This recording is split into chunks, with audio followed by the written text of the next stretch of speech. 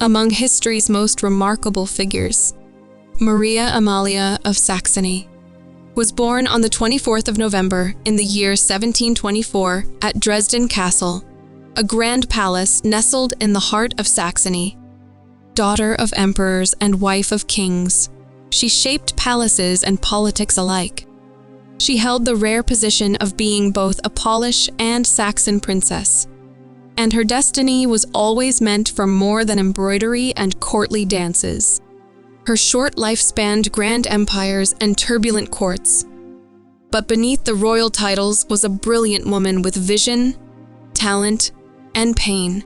From a very young age, she showed signs of great intelligence, refined taste, and an unshakable inner strength. But little did the world know that this radiant girl from Dresden would one day ascend not just one, but two thrones, ruling first in Naples and Sicily, and later in the mighty Spanish Empire. What makes her story unforgettable? Was it her quiet strength behind public sorrow? Her role in reshaping two royal courts? Or the cultural legacy she left despite a short and troubled reign?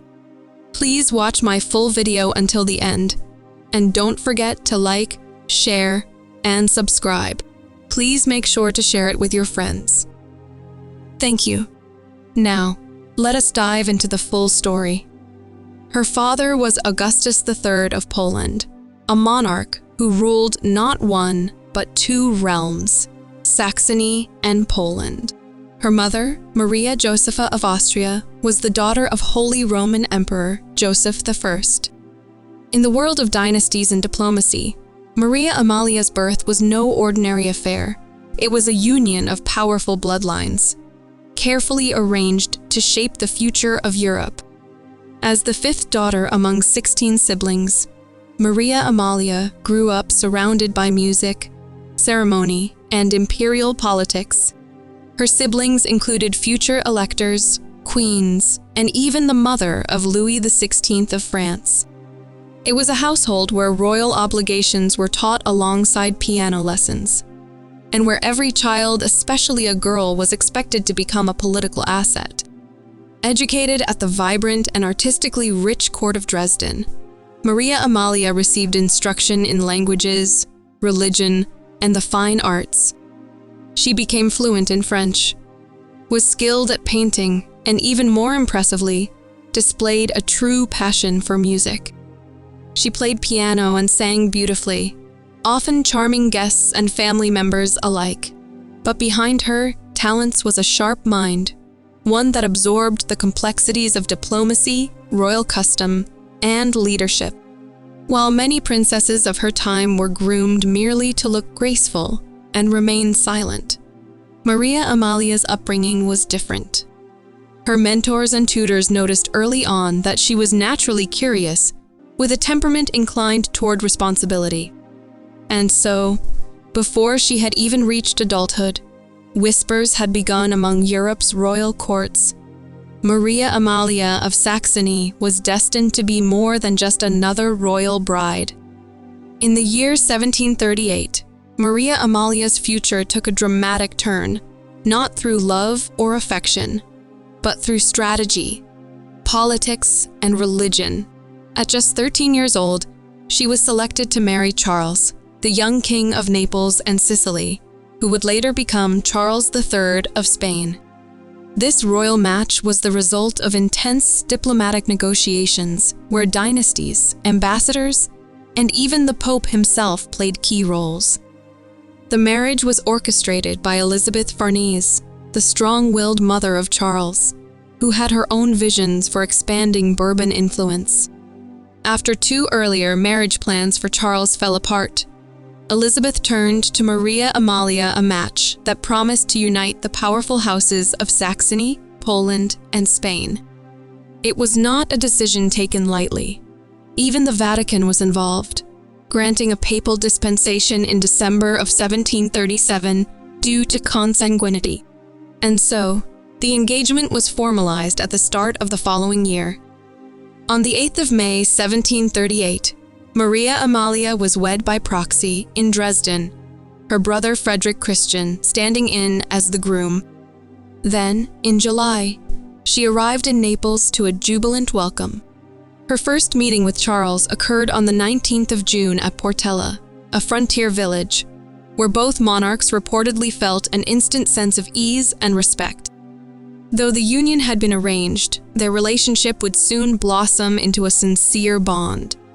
In the dazzling courts of Naples, amid fireworks and music, a new chapter began not just for Maria Amalia, but for the kingdom of Naples itself. A queen had arrived young, refined, and full of unexpected strength. As Queen of Naples and Sicily, Maria Amalia quickly became more than just a consort. She emerged as a powerful presence in court and state. Still in her early teens, she adapted to her new life with remarkable composure. Observers were immediately struck by her charm, beauty, and regal bearing. She was not merely ornamental. She became a trusted companion to her husband Charles, riding alongside him during hunts and participating in royal functions with grace and intelligence. Despite the arranged nature of their marriage, Charles was soon captivated by Maria Amalia's warmth and strength. Their bond deepened, and she gradually earned the right to speak on matters of governance.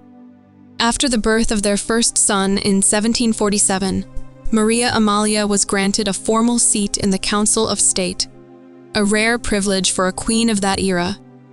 Her voice carried weight, and she did not hesitate to use it. Maria Amalia's influence extended beyond court ceremony. She actively shaped royal appointments, opposing those she deemed unfit, and supporting rising figures like Bernardo Tanucci.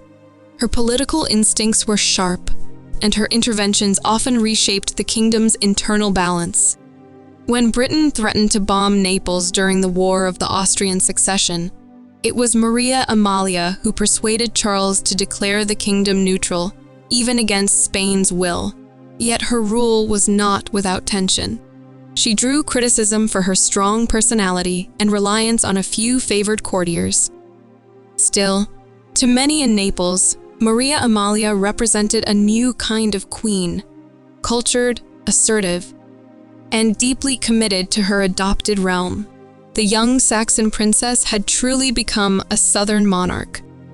Maria Amalia's reign in Naples was not only marked by political insight, but also by an extraordinary cultural awakening. She had a refined artistic sensibility and a deep love for architecture, craftsmanship, and design. Under her influence, Naples saw the rise of some of its most iconic structures, majestic testaments to her taste and vision. One of her most ambitious projects was the Caserta Palace. Construction began on the 20th of January, 1752, Charles's 36th birthday, with Maria Amalia watching proudly as the first stone was laid. Though she never lived to see it completed, the palace would become one of Europe's grandest royal residences, often compared to Versailles. She was also central to the development of the Portici Palace and Capodimonte Palace, elegant homes that reflected her Saxon grace and Neapolitan grandeur. Maria Amalia's legacy extended into industry as well. In 1743, she introduced the production of fine porcelain to Naples, founding what became the renowned Capodimonte porcelain manufactory. Her support for local artisans helped stimulate the economy and establish Naples as a center of decorative arts. The delicate porcelain pieces she inspired are now priceless treasures in European museums.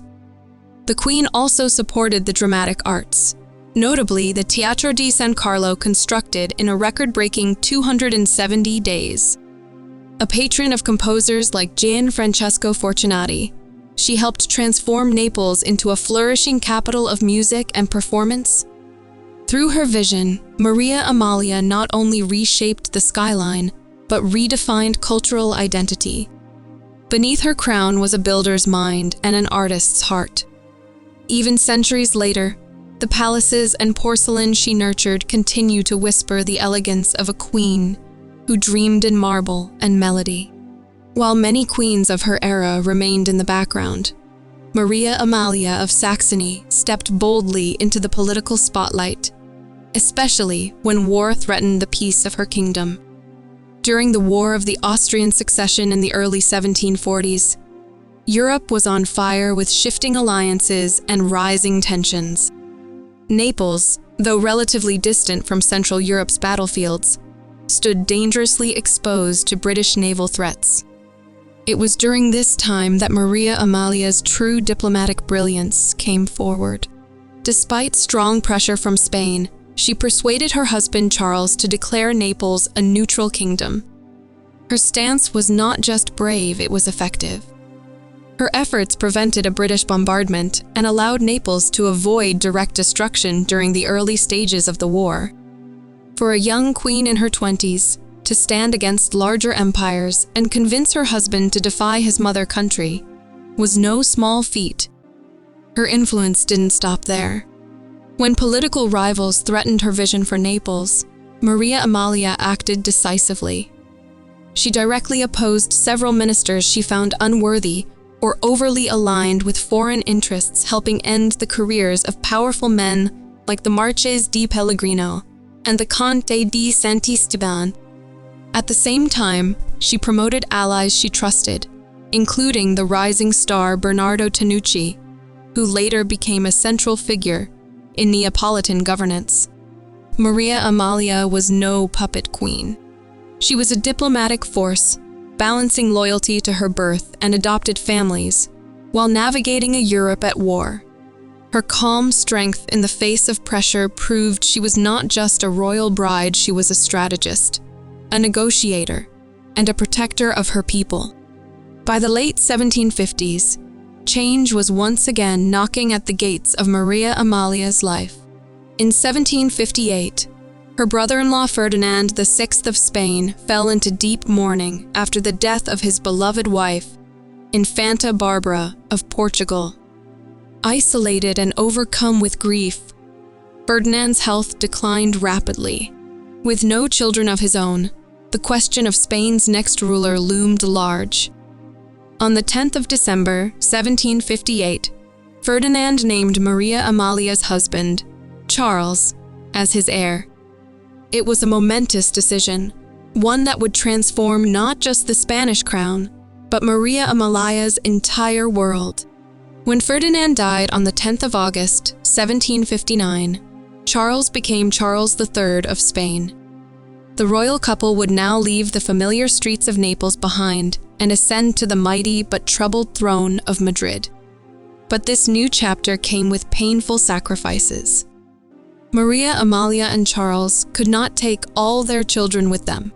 Their mentally disabled eldest son, Infant Felipe, was left behind in Portici, where he had been born in 1747 and would live quietly until his death.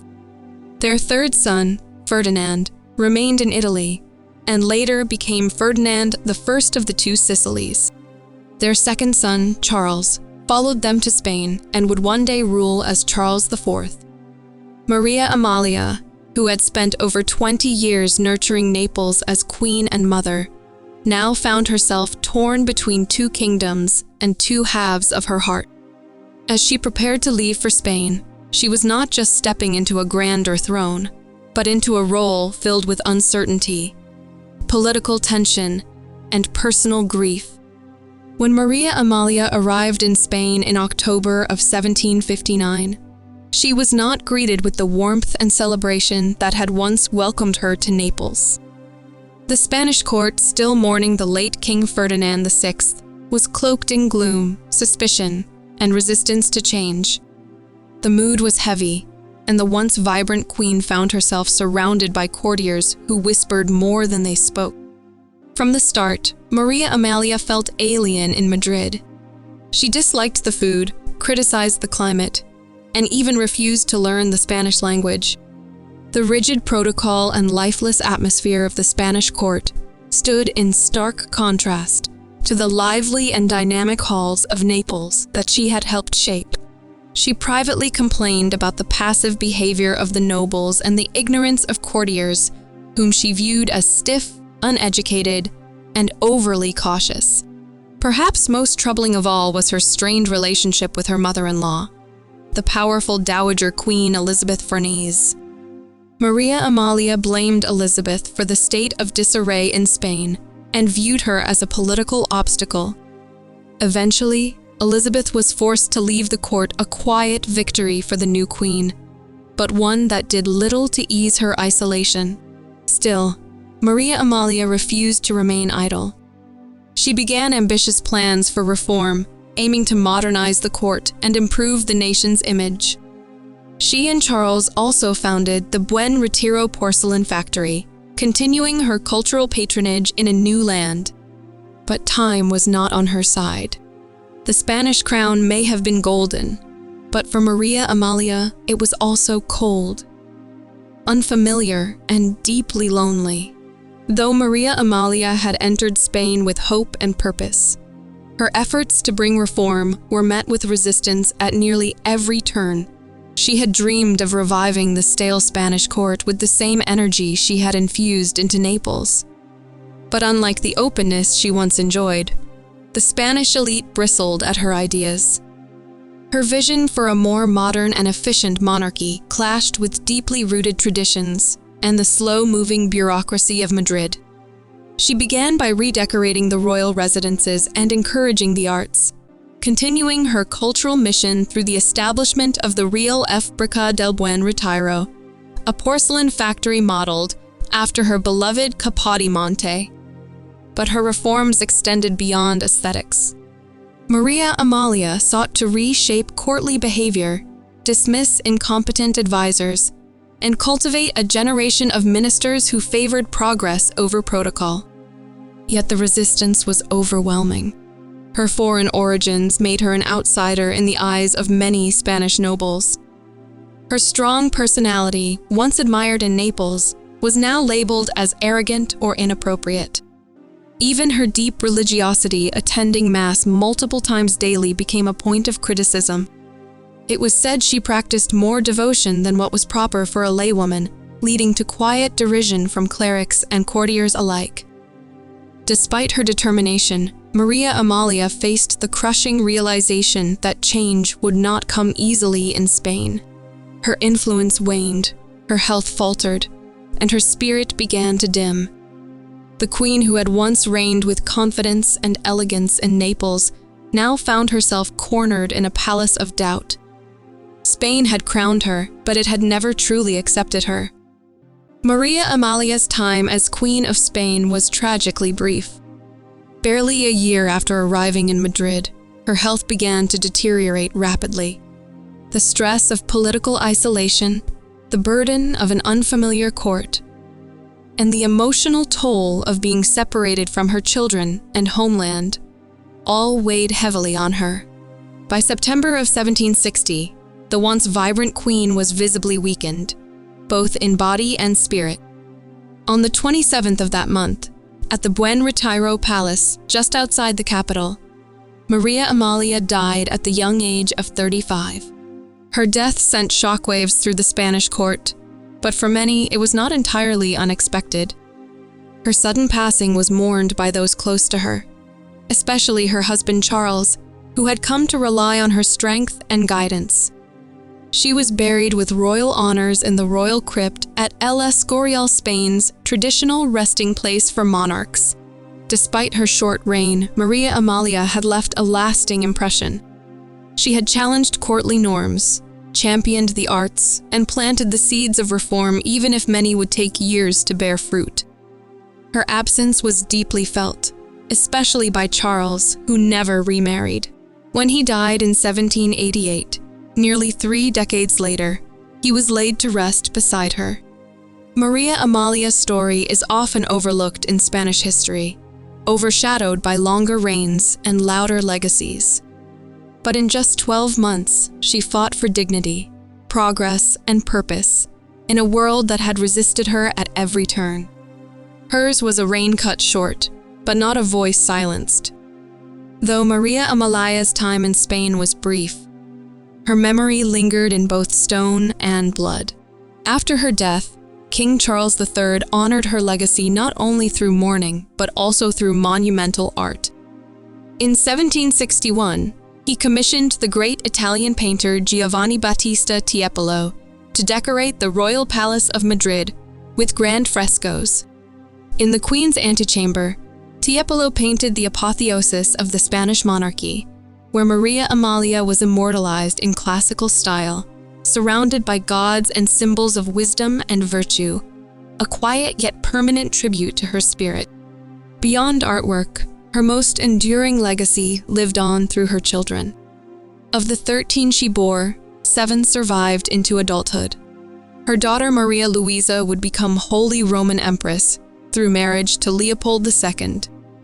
Her son Charles would rule as Charles IV of Spain, and Ferdinand would become Ferdinand I of the Two Sicilies. Even in death, Maria Amalia's influence shaped European history through dynastic ties that extended from Naples to Vienna and beyond.